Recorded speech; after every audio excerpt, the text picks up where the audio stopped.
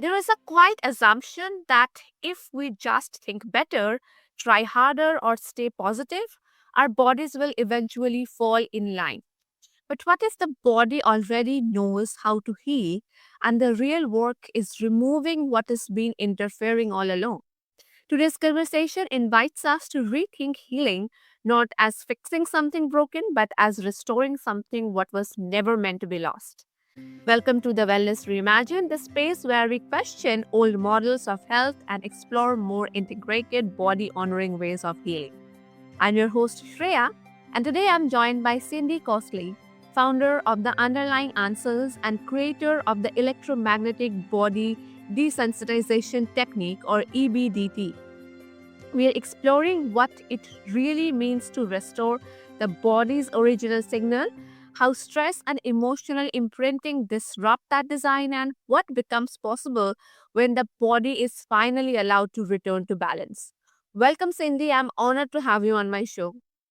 Thank you, Shreya. It's such a pleasure to be on. I appreciate you asking me to be here today and having this beautiful conversation.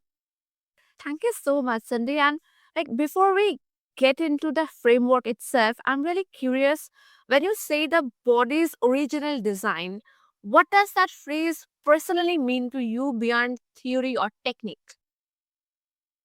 Oh, personally, it means the way that my soul and my spirit, what my spirit, my soul came here to be originally before all the woo, which I called woo woo, which is WHU, so worldly hangups got in the way of me being here. In other words, I came here to do something specific in this world, and I came with this pureness and this, body that just, works in its original design, meaning the way God intended it for it to work. And then all this other stuff got in the way, creating the dysregulation. And it's prior to all that dysregulation, that's what the original design is, the innate ability of our bodies to heal and to speak to us and to communicate and to heal on its own. Yeah. And also, one misconception I hear often is that healing is mostly about mindset, discipline, or willpower. From your perspective, where does that belief fall short when it comes to the body? This is such a great question, and I love um, talking about this because the reality is that trauma changes how cells behave, not just how we think. So we think of trauma and chronic stress as a psychological challenge, but trauma is actually a biological event first. The mind experiences it, but the body has to survive it, and survival always leaves a physiological imprint. So, first, the body experiences it, cells start to change, and then our psychology, our mental mindset around it, and our behaviors start to change. So it's really a biology issue more than I don't want to say more because both of them are equally as important, but along with a mental and emotional issue. Yeah, and also what tends to happen when people stay focused only on changing thoughts without addressing what the body is still holding on to? It's so important to realize that we do a lot of work, right? We as humans are just really good at resourcing ourselves and reaching out and finding tools that can support us. And it can get really frustrating when we're doing all the right work, we're doing the mindset work, we're learning, we're growing, and we just keep being pulled back into those old behaviors and those old triggers. And it's because, as I mentioned, trauma changes how our cells behave. So it activates survival biology by triggering our sympathetic nervous system. Stress hormones such as cortisol, adrenaline, and inflammatory signaling all are impacted when a trauma impacts our body. This response is adaptive in the moment and it's designed to keep us alive. So it's the way that we're meant to be. So when we bypass the body, we're constantly being brought back into these survival methods or survival responses every time we're triggered. And that's why, some people can say, I don't know how this person went to this process, did this process and they were healed. Well, they didn't have a lot of stuff that were bringing them back to their old patterns and behaviors. But for most of us, we have old behaviors, old traumas, old challenges that keep pulling us back into old, the patterns that are meant for to help us survive, even though they're not really benefiting us in that way. Because cells don't store memories the way the brain does, right? Cells store patterns. So it pulls us back into the old patterns. And so we can feel like we're taking two steps forward and then be pulled back 3 steps or 1 step or whatever it might be. And that's because we're ignoring the biological aspect of the trauma. Yeah, I think like so instead of the mind leading and the body following, you are pointing to a more collaborative relationship where the body's signals carry just as much as authority. Yes, absolutely. And the body is the very first response, right? So when trauma is unresolved, stress hormones are being elevated, cells adapt to a threat based environment. Like instantly, the body moves into action. And then emotionally, it starts, we start catching up emotionally. And it's all within seconds. Like it's days later. Sometimes it is, sometimes it's delayed. Or sometimes, like for me, in my own personal case, my traumas were so extreme that my body said, I don't want to feel this ever again. So my mind actually protected me. I never had depression. I had a lot of anxiety. I just didn't know it because the anxiety manifested as allergic reactions. But I wasn't depressed. I wasn't upset. I told my kids, wow, I got away unscathed with some very big traumas. And so what happens is we we think that it's all emotional and that the side effects or the effects of our traumas impact us with depression and anxiety and on a mental level, but it's really starts in the physiological. Sometimes it takes years to catch up to that. For me, it's my biological reaction started immediately, but for many people, it's kind of brewing under the surface through the years, and then those reactions show up later on in life. But it's definitely a physical, biological response with every trauma. Yeah. And also, you often talk about survival mode and energetic dysregulation. What actually pulls the body out of its original design in the first place? Life events that happen to us, and it really depends on what age we are when those life events happen, but especially up till 6, 7 years old, our body and our mind has no way to process trauma. It's not evolved enough to understand or comprehend or even process it whatsoever. So those safety mechanisms kick in even stronger. The brain body disconnection happens more often when there's traumas at that earlier age. But anytime through life, you know, 8 years old and above, any kind of big stressor or trauma can impact our bodies, and we don't know how it impacts us because every one of us are so different. I use the analogy that a set of twins, identical twins, could be in a car accident at the same exact time, have been raised in the same exact family all their lives, and one child can walk out going, "Yoo-hoo, I am so happy to be alive. I'm so grateful." And another child could walk away saying, "I will never ever get in a car again." And that is a protective measure that that person's brain turned on to say driving is no longer safe.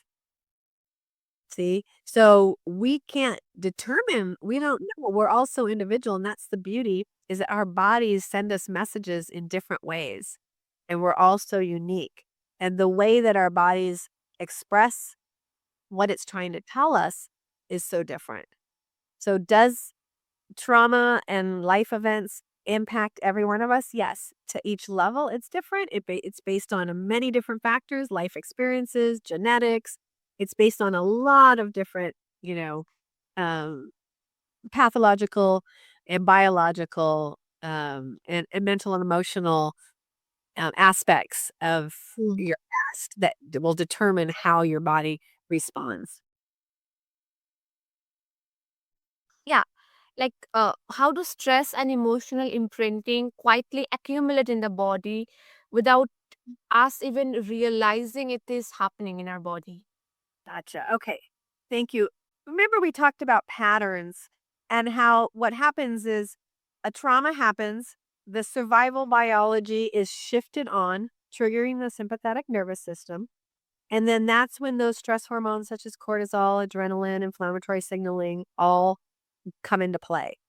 And this response is adaptive in the moment and it's designed to keep us alive, right? So when that happens, for some of us, because we haven't had a lot of trauma or because it wasn't that severe, we get through the hard time, we get through the trauma or the event, and then it goes away and it calms down and our body goes back to its original design, which is the way we're meant to be. We're meant to our bodies are meant to bring ourselves into protective mode during a trauma and then bring ourselves back out effectively. But for many of us, it does not bring us back out very effectively. And so these patterns carry on over time. And sometimes they're like small little signals, right? Just saying, oh, I'm not sure if this is safe. I'm not sure if it's safe to be around men, let's say, just as an example, or women, or to be around animals for me, right? And then over time, the more you're exposed to it, the more you're triggered, the more your body's like, nope, this isn't safe. Nope, this isn't safe. And so it's that response mechanism is slowly evolving and growing bigger over time. I look at it like, I like to think of it like a boiling pot of water. When we're young and things happen, the pot of water starts boiling and you see the bubbles at the bottom, right? As we go through life and more difficult life events happen, and how fast the pot boils depends on how many stressful events happen in our lives. The pot starts to boil and we don't really see it yet. It's happening inside on a cellular level. It's impacting our methylation pathways, our cytokines, our inflammation markers. It's slowly starting to change on a cellular level the way our body functions. But it's for some of us, it's super immediate and high impact.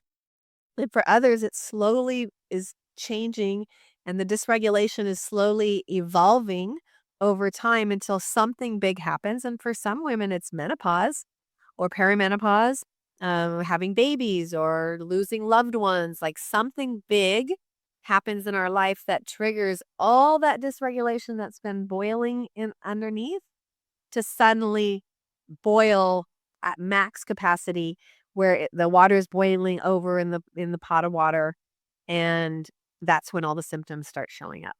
So you hear of a lot of individuals that are like, I was suddenly diagnosed with this autoimmune disease, or I was suddenly, I've never had allergies in my life and I'm suddenly allergic to everything. So these are some of those patterns that show up as hypersensitivity. So maybe at first it starts as just a little bit of sensitivity to some foods or when you eat, some nauseousness in your stomach. And then over time, the stress response exaggerates more and more. And it starts showing up as, stronger inflammation challenges, difficulty returning to baseline after stress. And it really depends on the amount of stress, the amount of trauma, how we handle trauma, how we're genetically coded to handle trauma. There's a lot of different factors involved. It sounds like these patterns are not dramatic or obvious, they're subtle, layered, and often normalized, which make them easy to overlook. And also, when someone begins this process, what is more important, doing more or creating the right conditions for the body to respond? That's a beautiful question, and it depends on each and every one of us. But I would say neither of those are the absolute best solution. The best solution is to start asking your body what it's trying to tell you. to start seeing any kind of symptom as a message from your body. You cannot think your way out of a biological safety response. So when something comes up, we can sit down and try to meditate and we can do the tapping and all of that. And it helps. But then, and I'm a big advocate. I want you to hear that. Like I do it all the time. I tap almost daily. I meditate almost daily. But when I'm in that fight and flight mode, mentally trying to bring myself out of it does not help. But I'll tell you what does. Acknowledging the symptom, acknowledging that my nervous system is trying to tell me something, and sitting down and just quietly learning to listen to that message and what your body's trying to tell you. So every event is going to be a little bit different in how you handle it. The most important thing to understand is why something's happening, and then we can discern what to do about it. But if we don't know the why, then what we choose to do might not work at all. Yeah, I think what I'm hearing is that like healing becomes less about effort and more about permission, letting the body do what it already knows how to do. And healing is rarely linear. So when old symptoms or reactions resurface, how should people interpret that without falling back into fear or self blame? Well, it's important to understand that fear is a normal response, especially when we're feeling pain and suffering, right? And we don't want more of that. So, what we do is everything we can to try and fix it, solve it, get rid of it. And really, it's not asking to be fixed or solved or gotten rid of, it's asking to be heard. And so, it's important to recognize that one, when you're in it and it's hard and it's okay. It's okay to be in a difficult situation. Don't fight it because the fighting is what creates the fear. I have to fix this. I have to find a solution. I need to know the answers. I remember when I finally had the aha moment of what was going on in my body, which was a mast cell disorder. And that had never been given a name for over 34 years. I was just kind of allergic to everything, is what the doctors kept telling me, because mast cell dysregulation wasn't really a thing back in the day. But now it's talked about pretty regularly. And so I read all about mast cell activation syndrome and mastocytosis, and one of them is a much more severe disease than the other. And they both sounded exactly like all my symptoms. Like both of them were like, "Yep, that's me, that's me, that's me."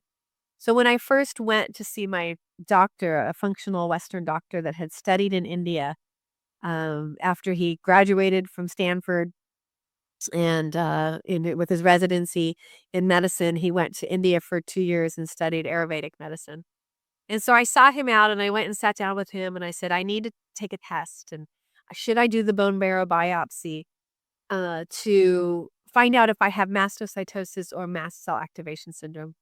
And he looked at me and he said, why do you need to know the name? Why not just heal it? Why don't we just heal it? And he said it so like calmly and just, yeah, yeah, let's heal it. I don't need to go through a bone marrow biopsy to find out what I have. Let's just heal it. And that resonated so much with me, and I'll never forget that. I'm so grateful for him because it stopped that fear of me having to find out what I have and allowed me to just settle into this is just what it is right now and let's just heal it.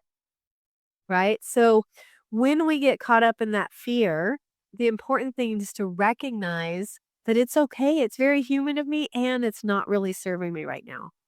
It's time to sit down and just kind of figure out, okay, there's a bigger message here. There's something really big happening. My body's screaming at me right now. Let's try and figure out what it's screaming about, what it's trying to tell me. For me, it was to heal all to heal the reason behind the allergic reactions. I wasn't allergic to anything. My body had just seen everything that I had been in contact with, seen, smelt, um, could feel, and was in my digestive system during my traumas became a threat. So my body was just screaming at me saying, these things aren't safe. Now, I do want to be clear that some physical challenges are not all emotionally based. They're not all trauma based. Some of them are brought on from very physical challenges like mold, Lyme's disease, parasites. There's a lot of different reasons for illness. And so understanding what those underlying causes are is really super important. But a very big majority of our physical reactions stems from trauma. And it's just your body saying, hello, hear me. I need you to know what's going on. I need you to feel me.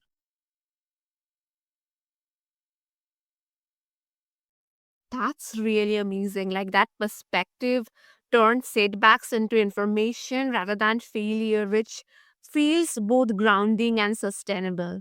And this is truly, truly an amazing conversation. And if after this my listeners want to connect with you, then what's the best way? You can connect with me at theunderlyinganswers.com or any of my social handles, which are Cindy Costley. And yeah, you can just reach out and I'd love to start a conversation with you.